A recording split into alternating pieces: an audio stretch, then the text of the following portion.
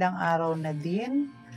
So, makikita po natin kung ano po yung laman nito. Kararating lang po nito kanina. Kaya, bubuksan na po natin. Siyempre, gunting. Kasi kanina, kinapaka pa ako na siya. Parang karton lang. So, nabuksan na po natin. Bali, nagupit na po natin ito. Ayan. Nagupit na po natin. Gupitin pa rin po natin kasi ayaw kong, ito na, okay na. Lumabas na po siya. Ayan.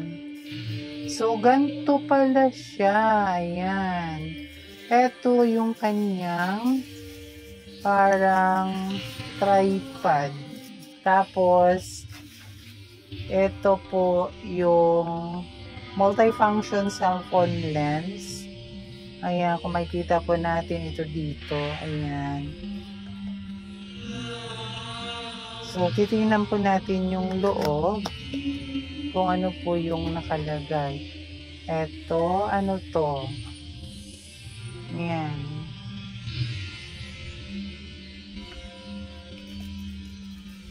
Ito na siya, guys. Ito yung lens niya. Kaso wala to siyang lalagyanan, hindi kagaya yung mga nakikita ko. Meron siyang lalagyanan. Yung para siyang tawag dito, yung parang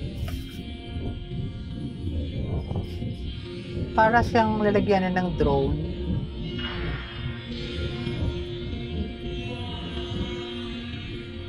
Ito, nakasarado pa siya. Pero titingnan natin. Ito, try natin to. Pag okay na. Yan. So, ito siya.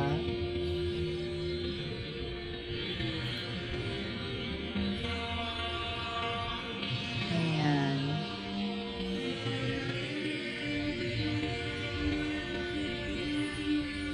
Ayan. Para siyang flashlight lang.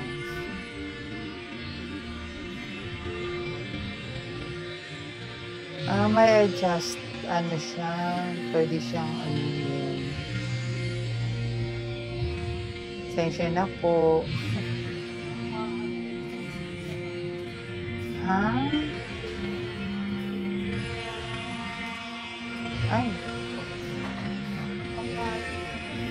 Tapos ito yung, dito natin ilalagay yung ito.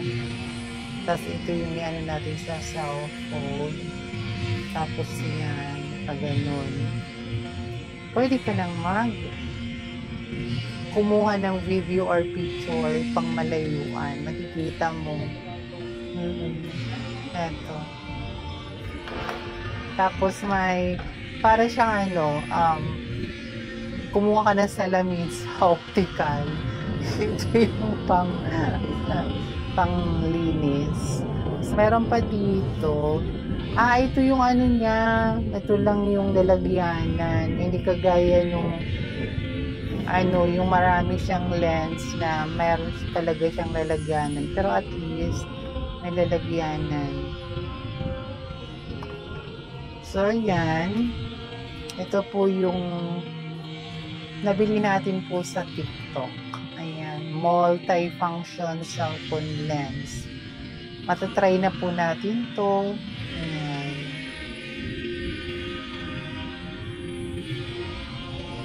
Ayan po. Ito yung puro tayo ito yung Tapos ito yung kinakabit doon sa cellphone. Ito. Ayan. Tapos ito dito. Pag tinanggal mo to, dito natin to i-shoot. Meron pa dito. Ano to? Ito. Ayan. Tapos,